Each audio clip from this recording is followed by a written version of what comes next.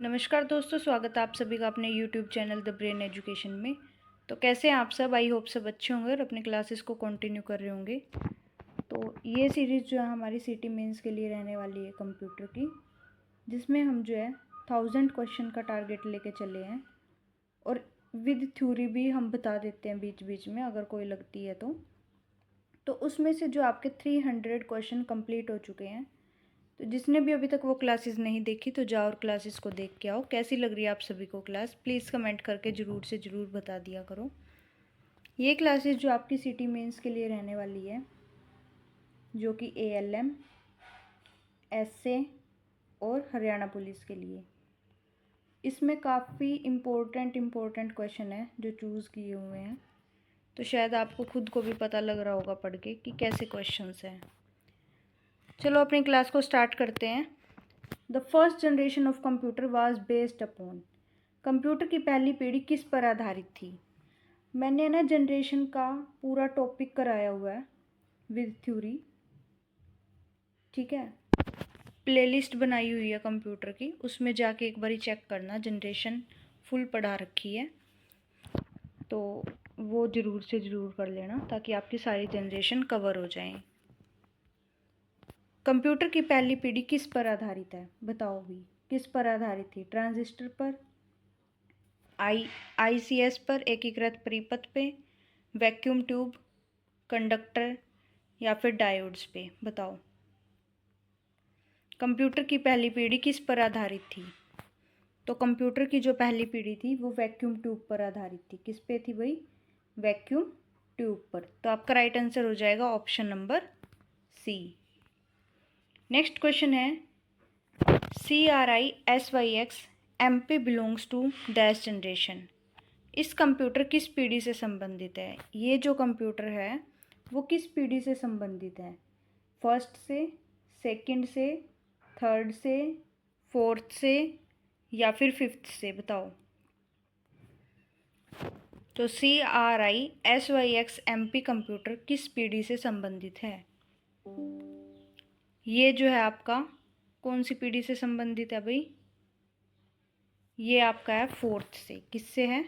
Fourth से। तो आपका राइट आंसर हो जाएगा option number D.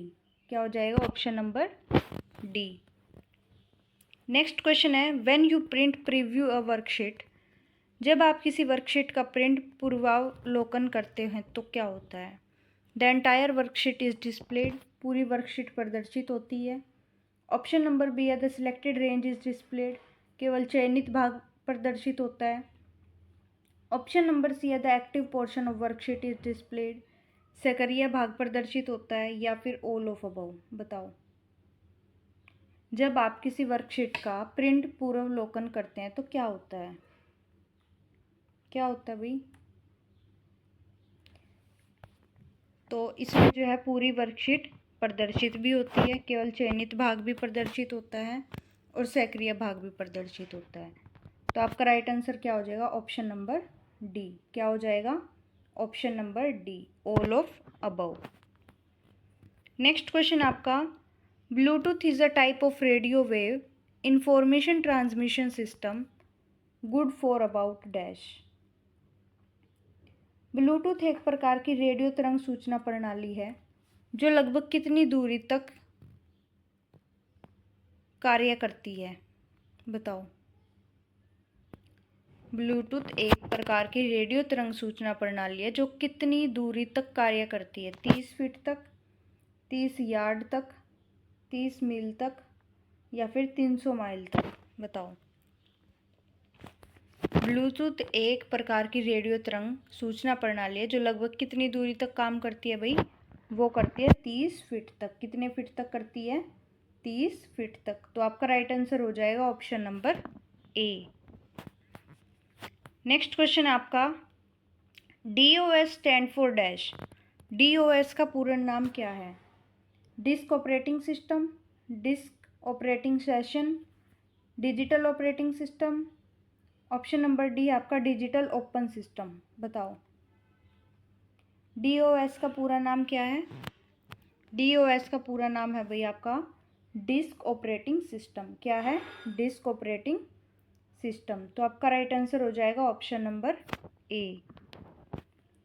Next question पे चलते हैं। नेक्स्ट क्वेश्चन आपका 306, इलेक्ट्रॉनिक मेल मैसेज सिस्टम, इसकी फुल फॉर्म क्या है? EMMS की EMMS की फुल फॉर्म है electronic mail message system.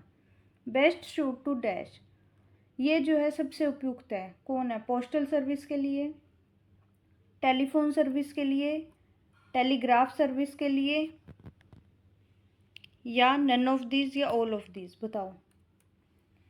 Electronic mail message जो है किसके लिए सबसे उपयुक्त है? Postal service, telephone service, telegraph service, none of this या ऑल ऑफ अबव? बताओ भाई। तो EMMS जो है ये किसी के लिए भी उपयुक्त नहीं है, ठीक है। तो आपका राइट आंसर हो जाएगा ऑप्शन नंबर डी। क्या हो जाएगा? Option number D, none of these. Next question है आपका, in Excel the following display the content of active cell dash. Excel में सक्रिय सेल की सामग्री कौन प्रदर्शित करता है? एक्टिव सेल या फॉर्मूला बार? बताओ। एक्सेल में सक्रिय सेल की सामग्री कौन प्रदर्शित करता है? कौन करता है भाई? Formula bar. कौन करता है? Formula bar. तो आपका राइट आंसर हो जाएगा option number B. Next question है, factory production lines can be automated using dash. फैक्ट्री उत्पादन पंक्तियों को किसके उपयोग से स्वचालित किया जा सकता है? बताओ। Machine tool, VDU, plotter, all of above? बताओ। फैक्ट्री उत्पादन पंक्तियों को किसके उपयोग से स्वचालित किया जा सकता है? तो किसके उससे किया जा सकता है भाई? ये किया जाता मशीन टूल से। किससे? मशीन उपकरण से। तो आपका राइट आंसर हो जाएगा option number A. Next question है, what is the base of hexadecimal number system. Hexadecimal number system प्रणाली का आधार क्या है? 2, 8, 16 या फिर 10? हेक्साडेसिमल। तो हेक्साडेसिमल जो संख्या है उसका आधार क्या है? बताओ क्या आधार है उसका? 2, 8, 16 या 10? तो कितना है भाई? 16। कितना है? 16, ठीक है। जब 11 से स्टार्ट होता है ना, तो 11 से ABCD स्टार्ट हो जाती है। ABCD E और F। 11, 12, 13, 14, 15 और 16। तो 16 पे F आता है, तो ये हेक्साडेसिमल है। डन। नेक्स्ट क्वेश्चन आपका question number 310, when typing text in a document you would need to hit the enter key at the end of every dash. दस्तावेज में टाइपिंग करते समय आपको प्रत्येक डैश के अंत में एंटर कुंजी दबानी होती है। लाइन के एंड में, सेंटेंस के एंड में, पैराग्राफ के एंड में, वर्ड के एंड में? बताओ। जब हम किसी भी डॉक्यूमेंट में टाइपिंग करते हैं तो उस समय जो आपको अंत में एक एंटर कुंजी दबानी पड़ती है, तो वो किसके एंड में दबानी पड़ती है? तो वो दबानी पड़ती है भाई पैराग्राफ के एंड में। किस में? पैराग्राफ के एंड में, यानी कि अनुच्छेद के एंड में। तो आपका राइट आंसर हो जाएगा option number C. Next question आपका, what is the decimal from 3B4। 3B4 का दशमलव रूप कैसे होता है? सबसे पहले तो डेसिमल पता होने चाहिए। डेसिमल कहाँ तक जाते हैं भाई? 16 तक जाते हैं। कहाँ तक जाते हैं? 16 तक जाते हैं, जिसको हम बोलते हैं हेक्साडेसिमल, ठीक है। 3B4, ठीक है, ये होता है। अब इसको तो 0 मानो, ये 1 और ये 2। इतना समझ में आया? आ गया। उसके बाद अब देखो क्या करना है हमारे को। अब ये 4 है, क्या था? ये 4 था। 4 को मल्टीप्लाई किससे करो? 16 से। कितनी बार करो? 0 बार। कितनी बार करो? 0 बार। तो ये ऐसे 0 बार अगर हम इसको मल्टीप्लाई करेंगे तो क्या आंसर आ जाएगा इसका? 4 आ जाएगा। क्या आ जाएगा? 4 आ जाएगा। समझ आया? अब B1 दे रखा है। B की वैल्यू कितनी होगी भाई? जब डेसिमल फॉर्म में B की वैल्यू 11 होती है, तो 11 मल्टीप्लाई 16। 16 को कितने टाइम करो मल्टीप्लाई? 1 टाइम। तो 11 को 16 से करेंगे कितना आ जाएगा, 176 आ जाएगा। अब क्या बोल रहा है, 3 को 2 टाइम्स करना है। क्या, 3 लिखा, मल्टीप्लाई 16 कितने टाइम्स करनी है, 2 टाइम्स। 16 को 2 टाइम्स मल्टीप्लाई करना है।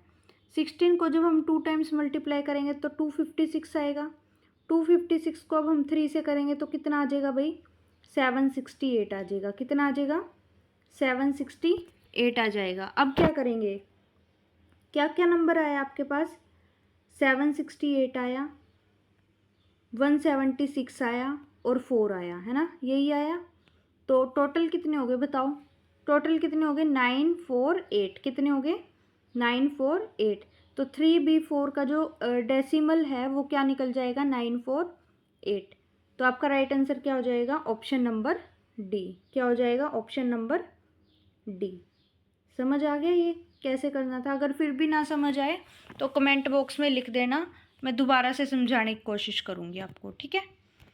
नेक्स्ट क्वेश्चन आपका, the vast network of computer that connected millions of people all over the world is called dash. क्या कह रहा है ये कह रहा है कि विश्व भर के करोड़ों लोगों को जोड़ने वाला विशाल कंप्यूटर नेटवर्क को क्या कहा जाता है। लैन, स्थानीय क्षेत्र नेटवर्क यानी कि large area network, web, hypertext या इंटरनेट। बताओ क्या कहा जाता है। जो विश्व भर के करोड़ों लोगों को जोड़ने वाले विशाल कंप्यूटर को क्या कहा जाता है, इंटरनेट। क्या कहा जाता है भाई, इंटरनेट। तो आपका राइट आंसर हो जाएगा ऑप्शन नंबर डी।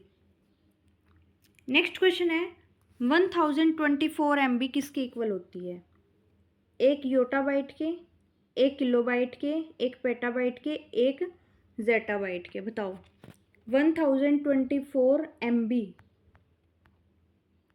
MB किसके इक्वल होती है बताओ। तो ये होती है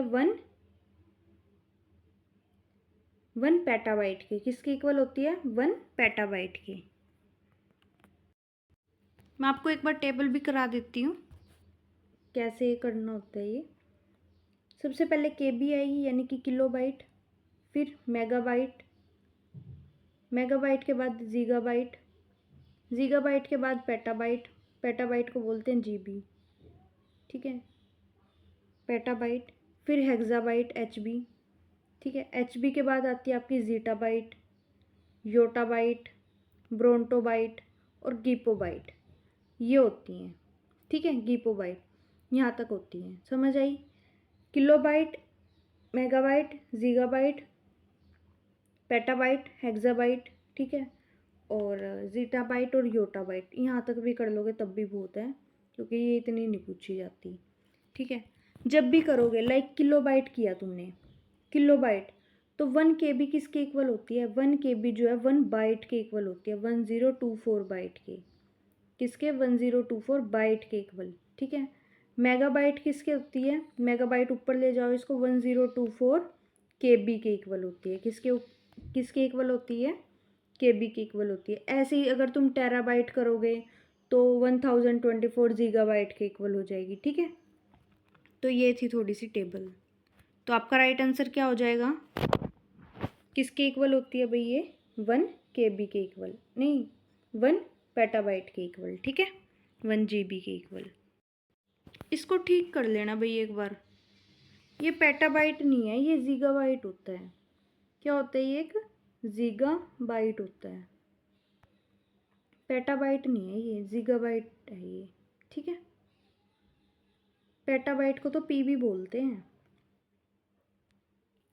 ठीक है। तो आपका राइट आंसर क्या हो जाएगा, ऑप्शन नंबर C। इसको मैं क्रॉस करवा देती हूँ, इसको बोलते हैं जीगाबाइट। क्या बोलते हैं, जीगाबाइट। नेक्स्ट क्वेश्चन आपका, the computer code for interchange of information between terminal is dash. टर्मिनलों के बीच सूचना के आदान प्रदान के लिए प्रयुक्त कंप्यूटर कोड क्या है, एस्काई कोड, BCD, EBCDIC या होलरीथ। बताओ टर्मिनलों के बीच जो सूचना का आदान प्रदान होता है कंप्यूटर कोड क्या है उसका, तो उसका है एस्काई कोड। क्या है, एस्काई कोड, ठीक है। तो इसकी जो है आप फुल फॉर्म बताओगे मुझे, ये मैंने पहले पढ़ा चुकी हूँ मैं, ठीक है। ये आपका होमवर्क रहेगा, एस्काई की फुल फॉर्म क्या है। नेक्स्ट क्वेश्चन आपका, A pictorial representation that uses predefined symbol to describe logic or data flow in a computer system is called dash. पूर्व निर्धारित प्रतीकों का उपयोग कर किसी कंप्यूटर प्रणाली की प्रक्रिया या तर्क को दर्शाने वाले चित्रात्मक निरूपण को क्या कहा जाता है? फ्लो चार्ट या फिर एल्गोरिथम? बताओ क्या कहा जाता है भाई? फ्लो चार्ट कहा जाता है या फिर एल्गोरिथम कहा जाता है? जब हम किसी चीज़ को मतलब पिक्चर के थ्रू बताने की कोशिश करते हैं कंप्यूटर के अंदर खासकर, ठीक है, तो उसको हम क्या बोलते हैं? उसको हम बोलते हैं फ्लो चार्ट। क्या बोलते हैं? Flow chart. एल्गोरिथम तो वो होती है जो स्टेप वाइज की जाए। एल्गोरिथम क्या होती है? जो स्टेप टू स्टेप चले, उसको एल्गोरिथम बोलते हैं। फ्लो चार्ट वो होता है जो कंप्यूटर प्रणाली की प्रक्रिया या तर्क को दर्शाने के लिए कोई चित्र का निरूपण किया जाता है, उसको हम फ्लो चार्ट बोलते हैं, ठीक है। तो आपका राइट आंसर क्या हो जाएगा? Option number A. Next question है आपका, to save an existing file with a new name or to a new location you should use the dash command. किसी मौजूदा फाइल को नए नाम या स्थान पर सहेजने के लिए किस कमांड का यूज़ किया जाता है? तुम्हारी है ना पहले फाइल सेव थी लैपटॉप में या फिर फ़ोन में, कंप्यूटर में, तो तुम्हारी फ़ाइल क्या थी? सेव थी। तुम्हारी फ़ाइल किसी भी नाम से सेव थी, ठीक है। तो अब तुम्हें वो किसी दूसरे नाम से चेंज करनी है, किसी दूसरे नाम से चेंज करनी है, तो क्या करोगे? जिसको नहीं आएगा वो तो अलग से दोबारा फाइल बनाने लग जाएगा उसकी, है ना। अगर कोई होगा समझदार, उसको पता होगा इन चीज़ों के बारे में, तो वो क्या करेगा? फाइल का दूसरा नाम चेंज कर देगा। कैसे? सेव एज पे क्लिक करके। कैसे? सेव एज पे क्लिक करके, ठीक है। तो इसका राइट ऑप्शन है इसके save, save and replace, save as या न्यू फाइल। बताओ किसी मौजूदा फाइल को नए नाम या स्थान पर सहेजने के लिए किस कमांड का यूज़ किया जाता है? तो किसका किया जाता है भाई? सेव एज का। किसका किया जाता है? सेव एज का। तो आपका राइट आंसर हो जाएगा option number C. Next question है, in Excel value used in formula that does not change is called dash. क्या कह रहा है कि एक्सेल में किसी सूत्र में वह मान जो परिवर्तित नहीं होता क्या कहलाता है? सेल एड्रेस, कांस्टेंट, फंक्शन या रेंज? बताओ एक्सेल में किसी सूत्र में प्रयुक्त वह मान जो परिवर्तित नहीं होता वो क्या कहलाता है? जो चेंज ही नहीं होगा वो क्या कहलाएगा भाई? वो कहलाएगा आपका कांस्टेंट। क्या कहलाएगा? कांस्टेंट। ये स्थिर है, ये चेंज नहीं होगा। तो आपका राइट आंसर हो जाएगा option number B. Next question है, in window the shortcut control plus R used for. Control R का यूज किसके लिए किया जाता है? Open the print dialog box, update the current web page, close the current window या none of these? बताओ control R का use, control R का यूज़ किसके लिए किया जाता है? तो ये किया जाता है भाई करंट पेज को अपडेट करने के लिए। किसके लिए? वर्तमान वेब पेज को अपडेट करने के लिए। तो आपका राइट आंसर हो जाएगा option number B. Next question है, which of the following is used for manufacturing chips. वो चिप्स खाने वाली चिप्स नहीं। निम्नलिखित में से कौन सा चिप बनाने में प्रयोग होता है? चिप बनाने में किसका यूज़ किया जाता है? बस का, कंट्रोल यूनिट का, सेमीकंडक्टर का या ए एंड बी ओनली? बताओ चिप बनाने में किसका यूज़ किया जाता है? तो चिप बनाने में सेमीकंडक्टर का यूज़ किया जाता है। किसका? सेमीकंडक्टर में, ठीक है। नेक्स्ट एंड लास्ट क्वेश्चन है, in MS Word shortcut key control F is used for dash. F, control F का यूज़ किसके लिए किया जाता है? बताओ एमएस वर्ड में कंट्रोल एफ का यूज़ किसके लिए किया जाता है? Open the organise favourite dialog box, open the search bar, start the find utility या open the history bar? F से पता लग जाना चाहिए। एफ से क्या करने के लिए? फाइंड करने के लिए, ढूंढने के लिए। तो आपका राइट आंसर हो जाएगा option number C, start the find utility. Find utility शुरू करने के लिए। तो राइट आंसर क्या हो जाएगा ऑप्शन नंबर सी। तो आज की क्लास आपकी इतनी रहेगी। कैसी लगी आप सभी को क्लास, प्लीज़ कमेंट बॉक्स में ज़रूर बता देना। अगर आपको कुछ भी चीज़ समझ में नहीं आई तो वो भी कमेंट बॉक्स में लिख देना, मैं कल आपको जो है वो चीज़ करा दूँगी। चलो, थैंक यू। आज के लिए बस इतना ही, मिलते हैं नेक्स्ट क्लास में।